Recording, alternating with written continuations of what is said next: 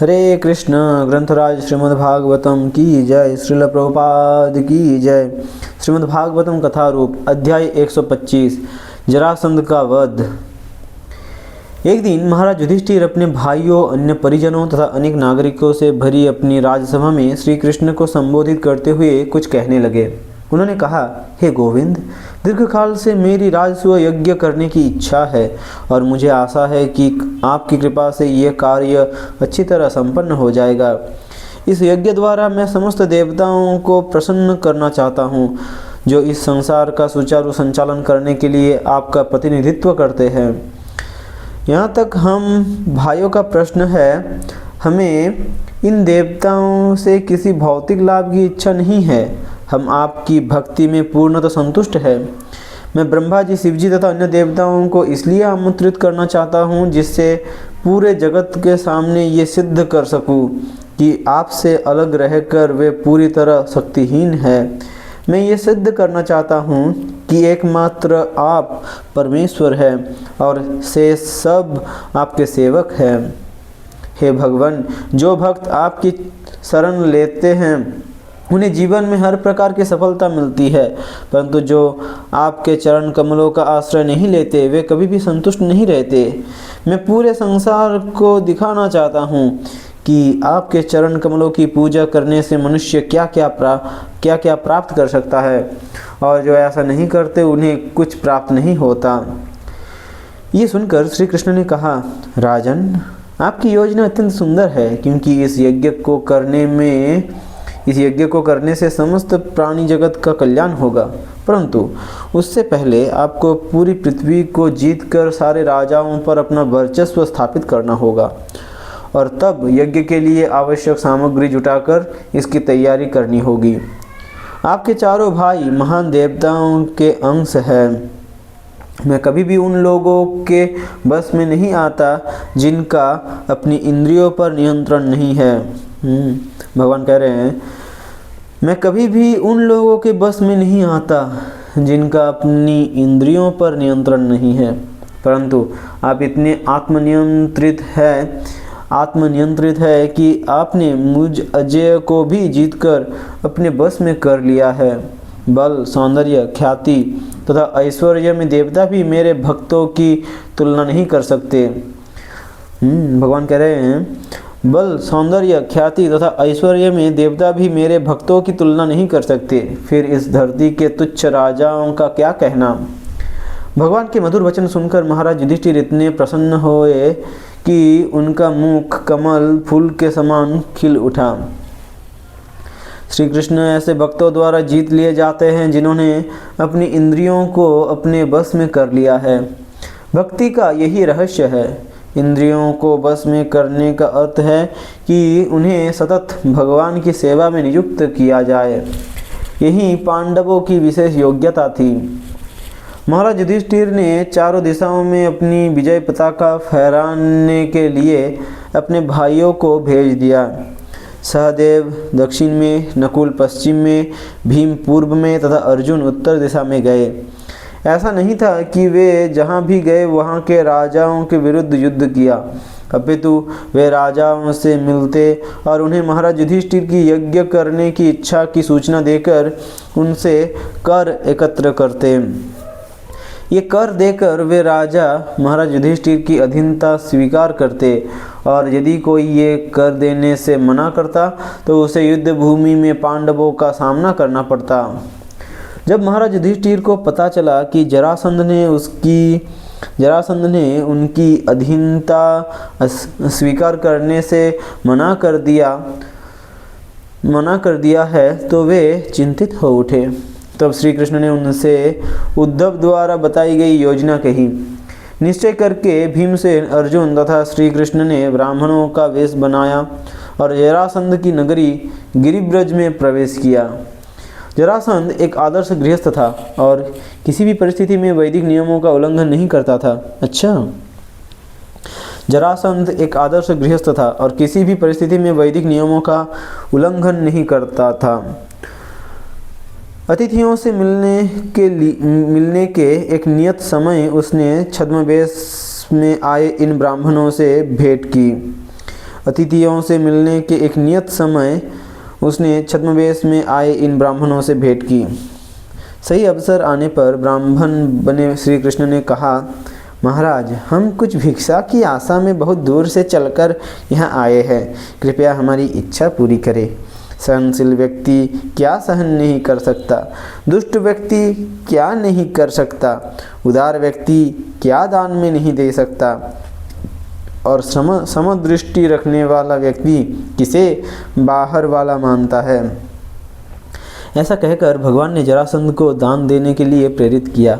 श्री कृष्ण ने आगे कहा, ऐसे व्यक्ति पर धिक्कार है जो किसी कार्य को करने में सक्षम होते हुए भी अपने नाशवान शरीर द्वारा अमर ख्याति प्राप्त नहीं करता। जरा महाराज हरिश्चंद्र, रंतिदेव, उच्च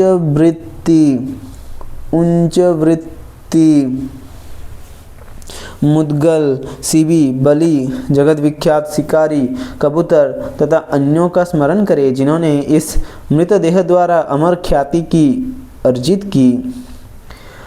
अपनी चिकनी चुपड़ी बातों से श्री कृष्ण जरासंध की तुलना इतिहास में हुए महान दानियों से करने लगे। आगे बोलते हुए भगवान ने कहा कि ऐसी अमर ख्याति इस मर्त्य शरीर के सुख एवं आराम का बलिदान करने पर ही प्राप्त होती है। ऐसी अमर ख्याति इस मर्त्य शरीर के सुख एवं आराम का बलिदान करने पर ही प्राप्त होती है। उनसे बातें करते करते जरासंध को संदेह होने लगा कि उसके ये अतिथि ब्राह्मण नहीं क्षत्रिय है। उन तीनों के बलिष्ठ शरीर, उनकी बुलंद आवाज़ तथा भुजाओं पर धनुष के चिन्ह देखकर उसका विश्वास और दृढ़ हो गया और साथ ही उसे लगने लगा कि उसने उन्हें पहले कहीं देखा है। जरासंध विचार करने लगा, हो ना हो ब्राह्मण के वेश में ये तीनों क्षत्रिय है, परंतु मेरे सामने भिखारी बनकर आने से इन्होंने पहले ही मुझसे निम्न स्थिति को स्वीकार कर लिया है और फिर ये मेरा बिगाड़ ही क्या सकते हैं। इन्हें जो भी चाहिए मैं दूंगा। पूर्व काल में भगवान विष्णु ब्राह्मण का वेश बनाकर बलि महाराज से दान मांगने आए थे। यद्यपि बलि उनकी चाल से अवगत थे और उनके गुरु ने भी उन्हें मना किया, परंतु उन्हें तीनों लोग दान देने के कारण आज तक संसार में उनका यश गाया जाता है। इस प्रकार अपना मन बनाकर जरासंध ने कहा, हे ब्राह्मणों, आपकी क्या इच्छा है? आज यदि आप मुझसे मेरा सिर भी मांगेंगे तो मैं हिचकिचाऊंगा नहीं। ये सुनकर श्री कृष्ण ने कहा, महाराज, वास्तव में हम क्षत्रिय हैं और आपसे द्वंद्व युद्ध की भिक्षा चाहते हैं। हमारी अन्य कोई इच्छा नहीं है। ये भीम है और ये उनके भाई अर्जुन और मैं हूँ आपका पुराना शत्रु कृष्ण।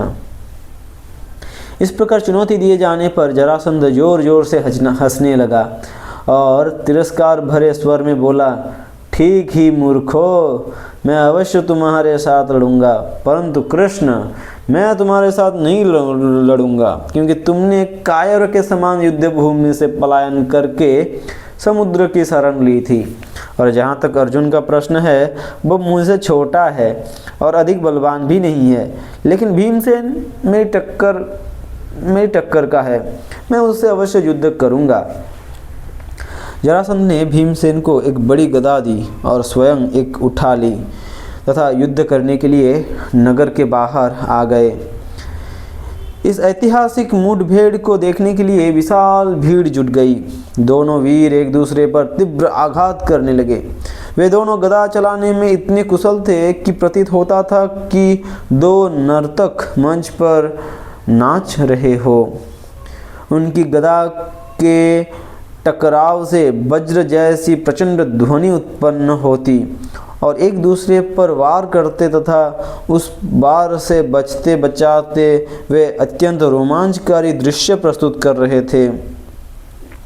दोनों की गदाएं टूट जाने पर वे अपनी लौहवत मुट्ठियों से एक दूसरे को पीटते हुए भिड़ गए। प्रशिक्षण, बल तथा क्षमता में वे दोनों एक दूसरे से बढ़ चढ़कर थे। 27 दिनों से कितने दिन? 27 दिन 27 दिनों के युद्ध के बाद भी हार जीत का निर्णय नहीं हो पाया। प्रत्येक दिन संध्या होने पर वे अपने युद्ध रोक देते और मित्रों के समान जरासंध के महल में रात बिताते। 28वें दिन भीमसेन ने स्वीकार कर लिया कि जरासंध को परास्त नहीं कर सकते। तब श्री कृष्ण ने भीम को जरासंध के जन्म का रहस्य बताया। जरासंध का जन्म 2 माताओं द्वारा हुआ था। 2 आधे भागों को देखकर उसके पिता ने उन्हें जंगल में फेंक दिया। वहाँ कुटिल हृदय वाली जरा नामक एक राक्षसी ने उन दोनों भागों को उठाया और उन्हें जोड़कर उसमें प्राण फूंक दिए। जरासंध का अर्थ है जरा द्वारा संधि किया गया। अगले दिन युद्ध फिर से आरंभ हुआ। श्री कृष्ण ने वृक्ष की एक टहनी को 2 भागों में चीरकर भीमसेन को एक संकेत दिया। इसका अर्थ था कि जरासंध को 2 भागों में चीरकर ही मारा जा सकता है। इससे पहले श्री कृष्ण ने भीमसेन को अपना बल भी दे दिया